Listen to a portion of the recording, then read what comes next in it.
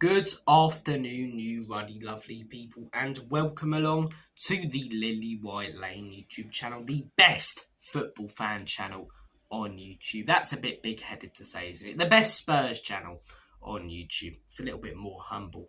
Hope that you're all doing good. Hope that you're all keeping safe and well. And I do hope that you are all enjoying this fantastic weather in the UK at the minute. As Chris Eubanks Senior would say, it's stupendous. It really, really is in the UK at the minute. It's fantastic weather. So I hope that you're all making the most of it if you do live in the UK. We're not here to discuss the weather, though. You can get that on BBC or ITV. Take your pick later tonight. I don't know why I'm promoting national television for some reason. Look, we're not here to discuss the weather. We're here to discuss the big game tomorrow night. It's Bodo Glimt versus Spurs. Or actually, it's the other way around, isn't it? It's Tottenham versus Bodo Glimt. We're at home in the first leg. They're at home in the second leg. Let's get it on. So, look, it should be an interesting tie. Bodo Glimt are going to make it hard for us, obviously. I reckon they'll sit in quite a bit. A little bit like what Frankfurt did against us in the first leg at our ground, and then go for it a little bit more in the second. I do think, as I say, ideally we need to take a lead to Bodo Glimt because they've shown that they can be strong at home in this year's competition. They beat Lazio 2-0, and then although they conceded 3 against Lazio away, they pulled that one goal back, which got them to penalties and got them through. So, look, Lazio scored 3 against them at home.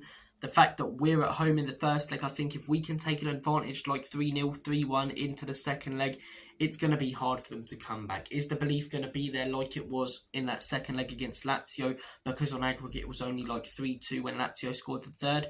Probably not. Probably not. So, a few years ago we'd be looking at this fixture saying, they're a team we will beat. Now we're looking at it and saying they're a team we can beat. Not even that we should beat. You know, the state of this football club this season has been an absolute mess. We're sat 17th in the league. And we can't have the arrogance to say that we should be beating everyone because this football club's a mess at the minute, you know. But for some reason, yes, we've had a fairly easy run in the Europa League, but you can only play what's in front of you, and we've stepped up in the Europa League. Frankfurt are no mugs. A lot of people predicted us to go out to Frankfurt. Second leg, after conceding 4 against Wolves on the weekend previous, we went to Germany and put in our best defensive display of the season. You know, AZ Alkmaar at home, despite the first leg away being really poor. We performed really well in that. In the league phase, I believe we only lost a 1 game to Galatasaray. I could be wrong. It might be 2, but I remember us drawing to Roma and a couple of other teams. But I do know that we picked up our first 3 wins in there. We won the last 2 games as well. So Europa League-wise, we've been pretty solid this season. Nothing special because we haven't come up against any top-class teams. And in all honesty now, you know, even if we win the competition, we won't. Man United or Bilbao, they're hardly well beaters, are they? So, yes, we haven't come up against any world-class teams, but we have been better in the Europa League than we have done in the Premier League. And I do think we can get to the final. I do think there's a realistic possibility of us winning this competition now. Would I put money on it? No. I would not put money on it based on the fact that we've been so poor for a majority of this season. But is it possible? Can I see it? Can I see Ange Postecoglou lifting that Europa League at the end of the season and the players celebrating European silverware for the first time since 1984?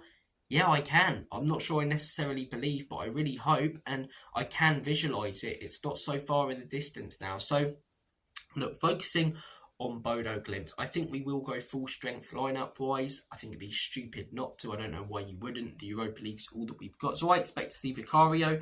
I do like Spence. He has dropped off a little bit the last few weeks though, and when Porro and Udogie both played in the Frankfurt tie, I thought they looked really, really good. So I'd understand Ange playing both of them. Personally, I'd still probably choose Jed Spence because of how well he's done this season and the fact that he bailed the manager out countless times in the winter period. If it wasn't for some of Jed Spence's performances in the winter period, despite how bad the bottom 3 have been, we'd probably be in the relegation zone. So I'd still like to see Spence, but I'm not going to have a hissy fit if it is Porro and Udogie based on their previous European performances. Romero and Van der Ven, I think that's pretty much nailed on.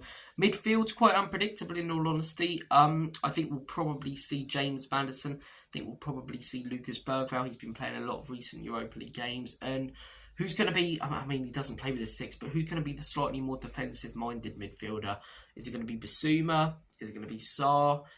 I think it's going to be Bentancur. I don't see him playing Gray in the 6 after his recent performance. I'd still like Gray to get a proper run in the 6, but watching him on the weekend at Anfield, he got absolutely ripped to shreds in that midfield. So I think it will be Bentancur, Maddison and Bergvall, and I'm not going to complain about that midfield.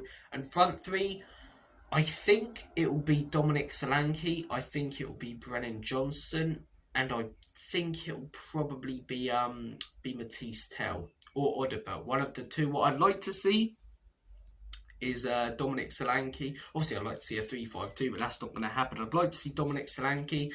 I'd like to see Dejan Kulusevski, and I'd like to see Wilson Odebert. I think Wilson Odebert's looked fairly good in recent performances. Kulu back by the looks of things, playing when you've got him available, especially in a game like this where the pressure's on. You want that bit of muscle in there. I'm not saying he's necessarily a mentality monster by any means, but he's got a little bit more about him, a little bit more oomph and power than a lot of the other players on the pitch. So Dejan Kulusevski, Dominic Solanke and Wilson Odebert would be the front three that I would like to see, although I do expect Tell to start. Score prediction, whatever the lineup is, I do think we will take an advantage to Bodo Glimt. Away from home, they haven't been fantastic in the Europa League this season, so I do think that we will win this game, but I don't think we'll win it convincingly. Spurs never make things easy, and I don't expect us to in this Europa League game, so I think we will win this game.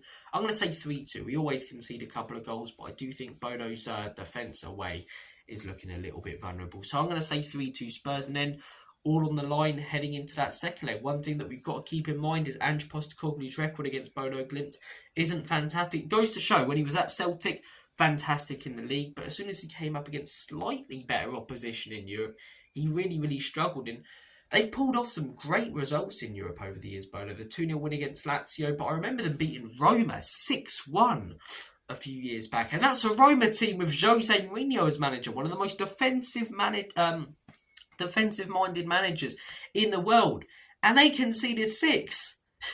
Insanity. So look, I do remember Bodo Glimt beating Celtic a couple of times in the Europa League when Ange was their manager, and there's been constant photos. I'll put one up now in the video of that Celtic backline when Bodo were cutting them open, and a lot of Spurs fans have pointed out to that. But despite how bad I think Ange's system is, I do think we have way more quality than Celtic did a few years ago, despite us being 17th. So I do think we will get over the line in this game. The tie, I'm hoping that we do.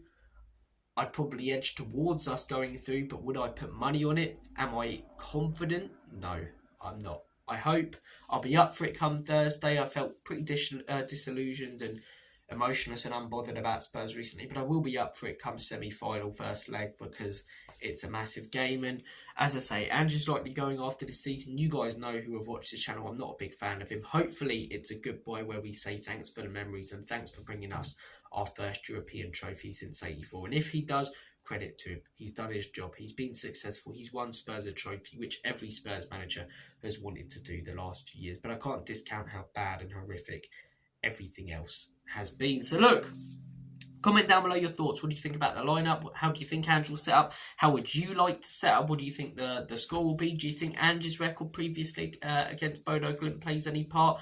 Do you think Bodo were better than I'm giving them credit for after beating Lazio? I want to hear it all in the comments. So take care, guys. Let me know your thoughts. Enjoy the sunshine. Get out there. I'm going to make like a banana and split. As always, come on, you Spurs.